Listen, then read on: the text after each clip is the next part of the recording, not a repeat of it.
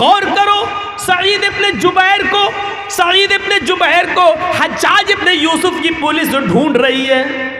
हज्जाज इब्न यूसुफ बड़ा जालिम बादशाह गुजरा है, हुक्मरान गुजरा है। उसने बड़े बड़े सहाबा को कत्ल करवा दिया और ज़रा भी नहीं हिचकिचाया। वही सईद इब्न जुबैर के पीछे पड़ गया। सईद इब्न जुबैर भागे भागे फिर रहे हैं, रात में निकलते हैं, छिप छिपा कर गुजर रहे हैं, शहर पार करना चाहते हैं, मुल्क से निकलना चाहते हैं, क्योंकि हज्जाज इब्न यूसुफ ने ऐलान कर दिया सईद इब्न जुबैर को कहीं से भी पकड़ के लाओ, ढूंढ के लाओ, जिंदा उनको पकड़ के लाओ, हम उनको अपनी आंखों के सामने कत्ल होते हुए देखना चाहते हैं। हज्जाज की पुलिस को इनाम दे दिया गया, ऐलान कर दिया गया जो सईद इब्न जुबैर को पकड़ के लाएगा उसको इतना इतना इनाम दिया जाएगा। पुलिस हाथ धोकर सईद इब्न जुबैर के पीछे पड़ गई, लेकिन सईद इब्न जुबैर को पकड़ न पाई। एक दिन ऐसा था कि सईद इब्न जुबैर रात के अंधेरे में एक झोंपड़ी में घुस गए और एक मुसलमान ने उनको अपने घर में पनाह दे दी और कहा कल शाम तक यहीं सो जाओ और रात में फिर यहाँ से निकल जाना। लेकिन उसी रात एक दूसरे मुसलमान ने सईद इब्न जुबैर को उस झोंपड़ी में जाते हुए देख लिया और उस देखने वाले मुसलमान ने हज्जाज इब्न यूसुफ की पुलिस को खबर कर दी कि सईद इब्न जुबैर फलां आदमी के घर में छिपे हुए हैं। हमेशा याद रखना, जासूसी अपने ही लोग करते हैं, दूसरों से उम्मीदें कम हैं। हमारे उत्तर प्रदेश में जब लॉकडाउन लगा था और मस्जिदों में नमाज़ पढ़ने की पाबंदी हो गई थी, तो ये हुआ था कि सिर्फ 5 आदमी नमाज़ पढ़ लें, एक इमाम, एक मुअज्जिन और 3 आदमी बस। तो हर आदमी ये चाहता था कि हम घुस जाएं, वो चाहता था हम घुस जाएं, लेकिन हम लोग मजबूर थे कि 5 से ज़्यादा न लें, क्योंकि मस्जिद के ज़िम्मेदार पकड़े जाएंगे। तो जो पहले आ जाता था वो पढ़ लेता था, लेकिन जो बाद में आ रहा जिद कर रहा नहीं हम भी जाएंगे, उसको मना कर दिया, नहीं, वही जासूसी करता, पुलिस को फ़ोन करके सुनो फलां मस्जिद में इतने नमाज़ पढ़ रहे हैं। और पुलिस आती थी और दरपकड़ होती थी, 10-10 हज़ार 20-20 हज़ार रुपये लिए गए एक एक आदमी से। लॉकडाउन में पुलिस ने खूब हराम की हड्डियां कमाई हैं। तो अपने ही लोग जासूसी करते हैं, अपने लोग। सईद इब्न जुबैर की जासूसी भी अपने ही लोगों ने की और हज्जाज इब्न यूसुफ की पुलिस रात में पहुंची और उस घर पर छापा मारा, सईद इब्न जुबैर पकड़ लिए गए। मैं जो बताना चाहता हूं वो सुनिए। सईद इब्न जुबैर पकड़ लिए गए। सईद इब्न जुबैर को हज्जाज के सामने ले जाने की तैयारी होने लगी, लेकिन रास्ता काफ़ी दूर है। घोड़े पर अगर लेके जाया जाए तो कम से कम हफ्ता 10 दिन लगेगा, इतनी दूर निकल चुके थे सईद इब्न जुबैर हज्जाज की पकड़ से। अब उनको ले जाने की तैयारी हुई।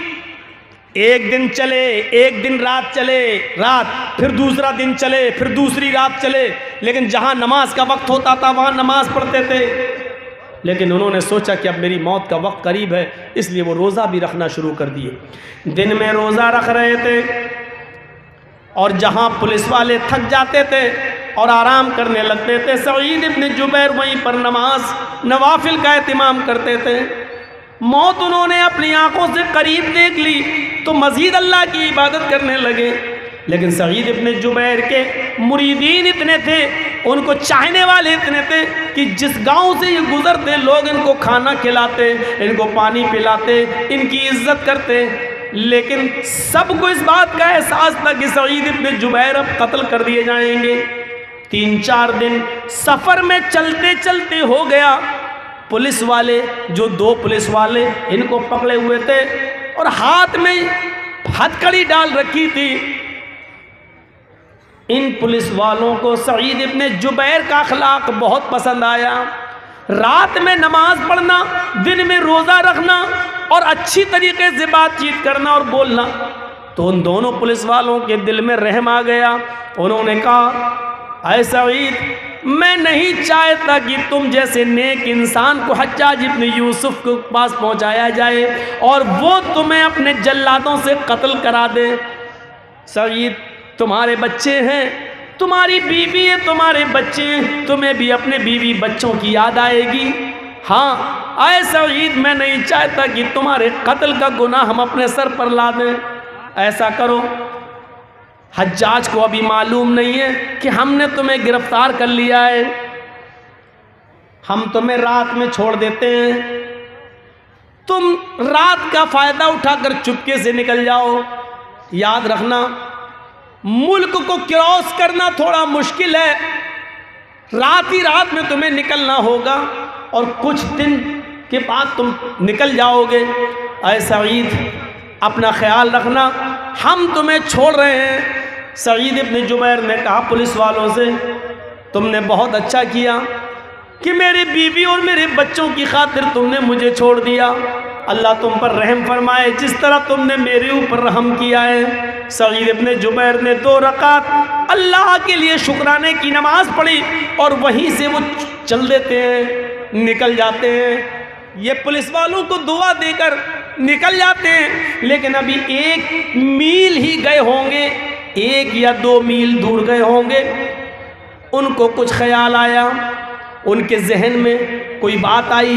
सईद इब्न जुबैर वहीं से पलटते हैं और जल्दी से भागते हुए दौड़ते हुए उन दोनों पुलिस वालों के पास दोबारा आ जाते हैं और कहते हैं, अये मेरे मुस्लिम पुलिस वालों, अये मेरे मुसलमान भाइयों, अये हज्जाज के पुलिस वालों, तुमने मुझे छोड़ा, तुमने अपना हक अदा कर दिया, लेकिन मैं वापस तुम्हारे पास आ गया हूँ। मुझे अच्छा नहीं लग रहा है कि मैं वापस जाऊं। जब तुम दोनों ने मुझे गिरफ्तार कर ही लिया है तो मुझे हज्जाज के पास लेकर चलो।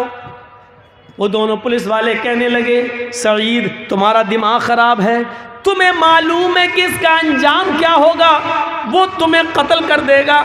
सईद इब्न जुबैर कहते हैं, हाँ मुझे मालूम है कि उसके सामने गए और मेरा अंजाम मेरा कत्ल है, लेकिन मुझे फिर भी जाना है।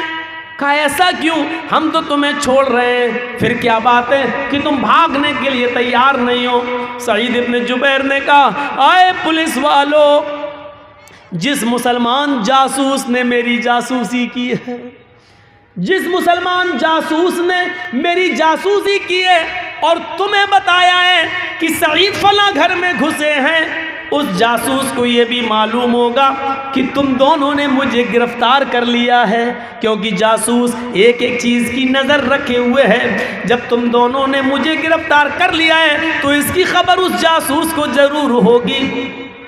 तुम मुझे छोड़ रहे हो तो जासूस को इस बात की भी खबर होगी कि तुम मुझे छोड़ रहे हो, और जब हज्जाज के सामने तुम जाकर ये कहोगे कि मुझे सईद इब्न जुबैर नहीं मिले, लेकिन अगर उस जासूस ने ये कह दिया मिल गए थे, मेरी आंखों के सामने इनको पकड़ा भी था लेकिन बाद में छोड़ दिया, तो फिर हज्जाज इब्न यूसुफ जैसा जालिम आदमी ये सुन लेगा और जान लेगा कि तुम दोनों ने मुझे गिरफ्तार करके छोड़ दिया है, तो फिर वो तुम दोनों की गर्दन उड़ा देगा।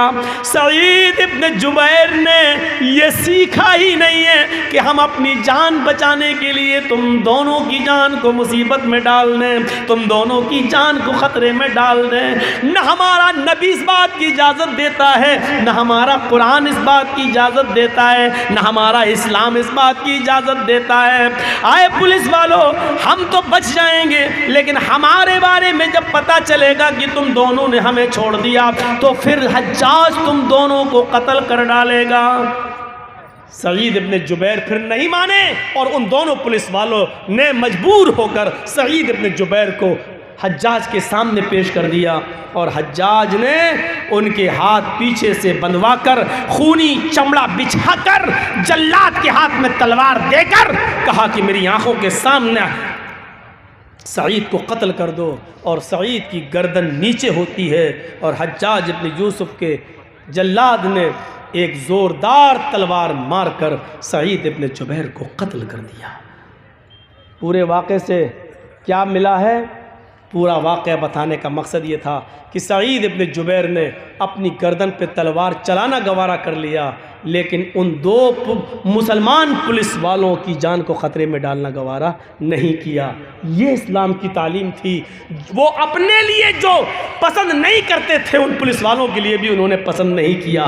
वो नहीं चाहते थे कि मैं बचूं तो ये दोनों की जान चली जाए। ये तड़प इस्लाम ने हमें दी है और ये तालीम इस्लाम ने हमें दी है। ईमानदारी के साथ दिल पर हाथ रखकर आप बताइए, क्या ये तड़प, क्या ये जज्बा है हमारे अंदर? क्या हम एक मुसलमान दूसरे मुसलमान के लिए ये हम सोचते हैं?